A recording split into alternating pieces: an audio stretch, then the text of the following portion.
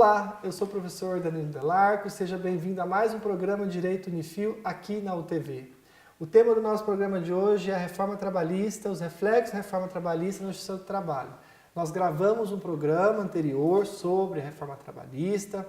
Quem está aqui é a professora doutora Ana Paula Sefrin Saladini, professora do curso de Direito da Unifil, ministra da área de Direito do Trabalho e também é juíza titular da Vara do Trabalho de Cambé. Professora Ana Paula, no programa anterior nós abordamos, você comentou e respondeu várias questões sobre o direito do trabalho, né? Você comentou no programa anterior que houve realmente uma queda no ajustamento das ações, né? Mais ou menos metade das ações, né? Que, na sua opinião, isso tende depois a dar uma estabilizada, agora foi um susto, né? E nós discutimos alguns pontos de direito do trabalho.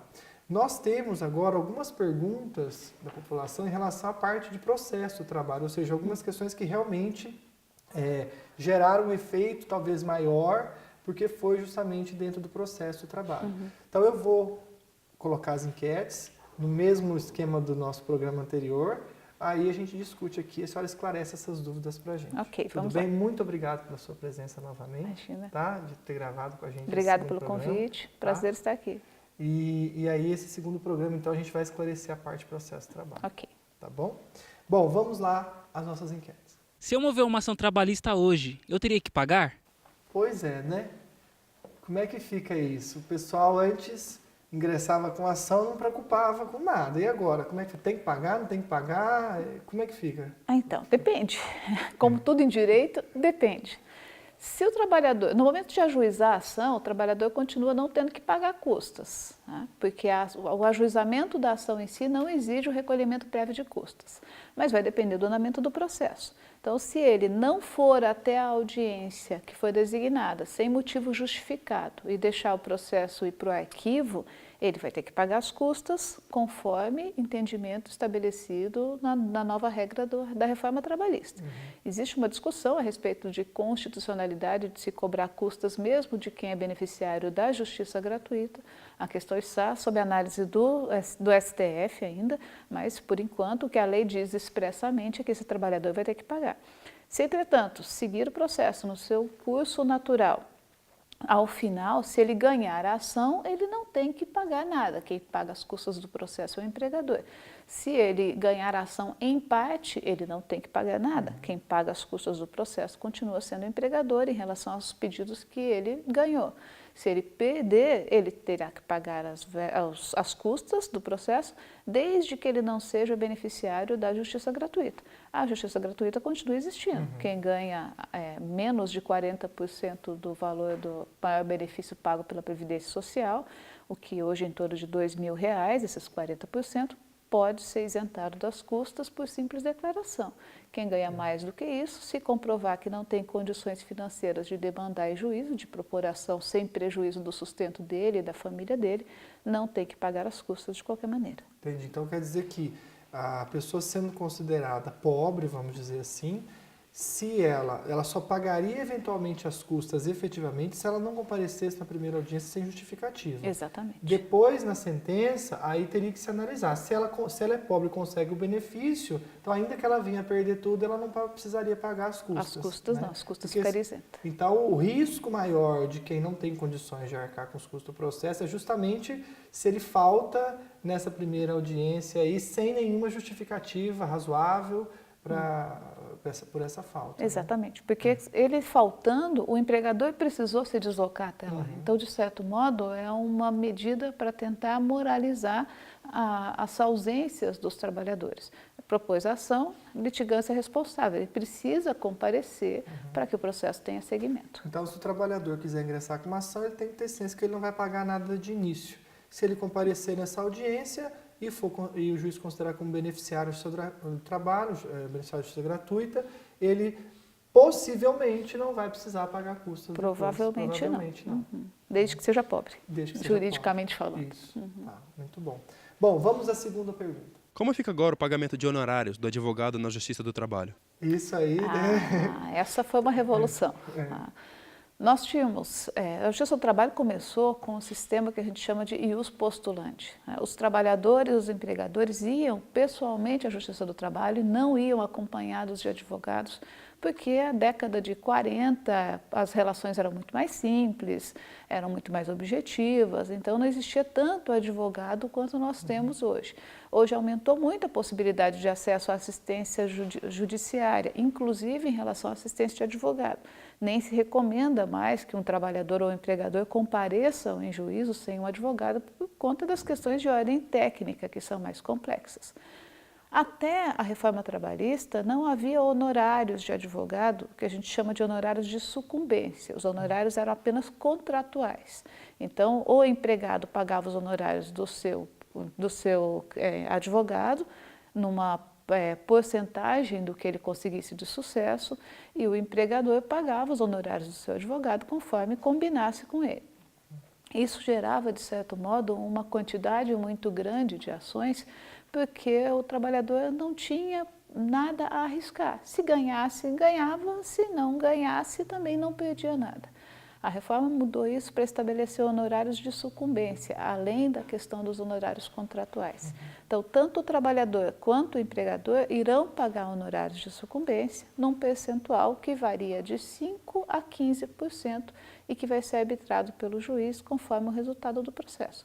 Então, se eu pedir um pedido de R$10.000 e perdi esse pedido, eu vou ter que pagar honorários em cima desse pedido de R$10.000, num percentual de 5% a 15%, para o advogado da parte contrária. Se eu ganhei esse pedido, além do pedido, a parte contrária vai ter que pagar para o meu advogado honorários em percentual, que vai variar de 5% a 15%, conforme o juiz fixar. Entendi. Então, assim, além dos contratuais, os advogados vão poder ganhar a sucumbência daquele êxito que eles tiveram. Exato. Então, no caso de um empregado que pretende propor uma ação trabalhista, igual nós falamos anteriormente, as custas, se ele comparecer na audiência, provavelmente ele possa ser isento se for pobre juridicamente. Mas se ele for pobre e perder, igual você deu o exemplo, R$10.000 ele perdeu, ele ainda assim vai ter que pagar honorários, é isso? Sim, porque... Mesmo sendo pobre, ele vai ter que pagar a sucumbência para o advogado da empresa. Sim, porque uma coisa são as custas, que eu dispenso a partir do beneficiário da justiça gratuita. Outra coisa são os honorários de sucumbência. A reforma diz que mesmo aquele que é beneficiário da justiça gratuita poderá ter que pagar esses honorários que vão ser retidos do seu crédito. Então, se eu ganhei R$10.000 e tenho que pagar honorários de R$1.000 para a parte contrária, eu vou ter retido dos meus 10.000 os R$1.000 que vão para a parte contrária, como regra geral. E se a pessoa não ganhou nada? Perdeu tudo, vai ser beneficiário e vai ter a sucumbência. Como que ela fica? O advogado pode cobrar, o advogado da empresa, no caso, pode cobrar dela depois, ou seja... Pode, inclusive, pode pedir a retenção de créditos que ele tenha em outra ação em tramitação no Poder Judiciário. Existe uma possibilidade de suspensão dessa execução por um período de 2 anos, se ele for beneficiário da justiça gratuita, mas enquanto não decorrer esse prazo, a qualquer momento, se mudar a situação econômica do trabalhador, se ele adquirir algum bem, tiver alguma melhoria em termos financeiros, o advogado da empresa pode executá-lo para tentar receber esses honorários. Então, talvez o grande risco para o trabalhador hoje seria isso, ou seja, saber bem o que ele vai pedir, porque se ele eventualmente perder esse pedido, ele vai ter que pagar honorários para o advogado da parte contrária sobre esse valor desse pedido aí. E esse é um problema muito grande, porque muitas coisas eu posso ter direito, mas eu não consigo provar. Prova é uma caixa de surpresa. Então, o advogado tem que sopesar, porque se não tiver como provar, é melhor às vezes então nem pedir, porque vai correr esse risco de ter que pagar. Não só não ganhar, mas como ainda ter que custear as despesas de honorários da parte contrária. Eu vou chamar um intervalo, a gente volta já, não saia daí. O Ministério da Educação confirma: a Unifil é o melhor centro universitário do Paraná, com a maior nota no Índice Geral de Cursos. A Unifil lidera o ranking principal, com o melhor desempenho entre todas as instituições privadas de ensino superior do Paraná. Conquistou novamente o Conceito 4, o mesmo de grandes universidades públicas como o UEL, UEM e Federal do Paraná. Unifil, movendo o ensino de qualidade. Agende sua prova. Faça sua inscrição pelo site www.unifil.br. Olá, voltamos com o programa Direito Unifil aqui na UTV. Nós estamos fazendo um segundo programa sobre os reflexos da reforma trabalhista no Justiça do Trabalho. Quem está aqui com a gente para esclarecer as nossas dúvidas é a professora doutora Ana Paula Sefrin Saladini, juíza titular da Vara do Trabalho de Cambé e professora do curso de Direito da Unifil. Professora Ana Paula, no bloco anterior, nós vimos a preocupação das pessoas em relação às custas e honorários, porque talvez seja um dos grandes motivos que fez com que diminuíssem, né, a quantidade de ações no Justiça do Trabalho. E nós temos mais algumas perguntas ligadas a essas questões dentro do processo e despesas, né, dentro do processo, de incidentes e tudo mais. Eu vou chamar mais uma enquete e eu quero que a senhora comente para a gente. Tá? Pois é. Vamos lá. Eu tenho que pagar a perícia na Justiça do Trabalho? Pois é. E aí, como é que era a questão da perícia? Como é que ficou a questão da perícia, né? Nós passamos por algumas evoluções em relação a isso. Primeiro, quando que a gente precisa de perícia no processo do trabalho? Precisa de perícia quando existe algum fato que precisa ser demonstrado, que é de conhecimento técnico específico e que o juiz não tem condição de conhecer sozinho e que uma prova por testemunha, por exemplo, não é suficiente. Então, se eu digo que eu trabalhava em condições insalubres, que faziam mal à minha saúde, um perito vai ter que ir até o local verificar se existem agentes que são classificados pelo Ministério do Trabalho como insalubres e se esses agentes estão presentes, são neutralizados ou não, para fins de percepção do adicional. A situação mais comum de perícia que nós temos no processo do trabalho é decorrente de acidente e de doença do trabalho. Então, se eu estou doente, eu tenho a impressão que essa doença tem relação com o meu contrato de trabalho, com o meu ambiente de trabalho. Eu só vou conseguir comprovar isso através de uma inspeção médica. O médico vai até o local, vai verificar a situação, o ambiente de trabalho, vai fazer exames, vai me fazer uma análise das minhas condições pessoais também para dizer se essa doença guarda o que se chama nexo de causalidade com o trabalho ou não. Então, é uma situação que, quando eu ingresso com uma ação, eu não tenho como saber previamente se aquilo vai caracterizar a doença do trabalho ou não. Pode ter uma suspeita, né? Pode ter uma suspeita, né? E o trabalhador, muitas vezes, o médico do INSS, por exemplo, diz para ele que tem relação com o trabalho e numa perícia mais apurada se chega à conclusão que não, que tem algum fator extralaboral que é preponderante para o surgimento daquela situação. Isso é interessante que você colocou, porque às vezes o trabalhador, ele justamente porque o INSS concedeu, ele acha e tem certeza que tem. E, na verdade, lá no seu trabalho, é uma outra perícia que não é vinculada a parecer ou a decisão do INSS. Não, né? são decisões completamente distintas, porque o trabalhador, junto do INSS, se ele está doente, ele vai ter direito ao benefício previdenciário, seja qual for o motivo da doença. Ele está doente, ele é segurado da Previdência Social.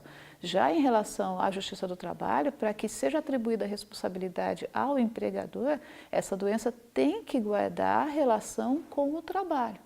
Então, são situações completamente distintas.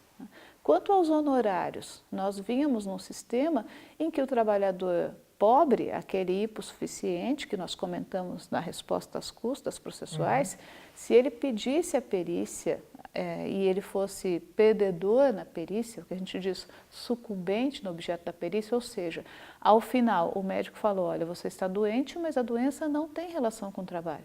Ou você não está doente, você achou que estivesse doente, mas não está doente. Então, ele perderam no objeto da perícia, enquanto da legislação anterior havia um fundo da União que pagava esse perito. E o trabalhador não tinha que tirar dinheiro do crédito dele para pagar esse perito. A partir da reforma, a situação passou a ser diferente. Se ele perder no objeto da perícia, ele vai ter que pagar os honorários do perito, ainda que ele seja beneficiário da justiça gratuita. Mesmo ele sendo pobre, ele perdendo, ele teria que pagar os Mesmo honorários ele do sendo perito. pobre. Então, se ele entrar com uma ação para pedir só uma indenização por doença, por exemplo, e perder a perícia, ele vai provavelmente, perdendo a perícia, ele vai perder a ação. Ele não tem que pagar as custas, mas ele tem que pagar os honorários do perito e os honorários do advogado da parte contrária. Então, ele pode ter entrado com uma ação e, com isso, sair condenado ao pagamento de uma série de parcelas. A situação dele ficou pior do que estava quando ele buscou a justiça. E existe um valor, um tabelamento dessas perícias? Ou seja, assim, tem uma média? Porque fala que o Conselho Superior do Trabalho teria que estipular mais ou menos assim, né, por exemplo, em Cambé, quanto que é o valor de uma perícia? Não tem como sopesar ou depende mesmo de cada caso? Existe uma tabela do Conselho Nacional de Justiça e do Conselho Superior da Justiça do Trabalho, mas os valores são muito baixos para o mercado. Então, se fala em R$300 para uma inspeção de um médico perito. O médico perito vai demorar, no mínimo, 5, 6 horas para elaborar um laudo desse. E uma consulta médica de 45 minutos hoje custa R$300. Então, eu não vou conseguir que o médico faça o trabalho por esse preço, evidentemente. Então, nós costumamos arbitrar num valor que, para a justiça gratuita, é em torno de R$1.300. O teto costuma ser R$1.300. Então, entre R$1.000, R$1.100, R$1.300.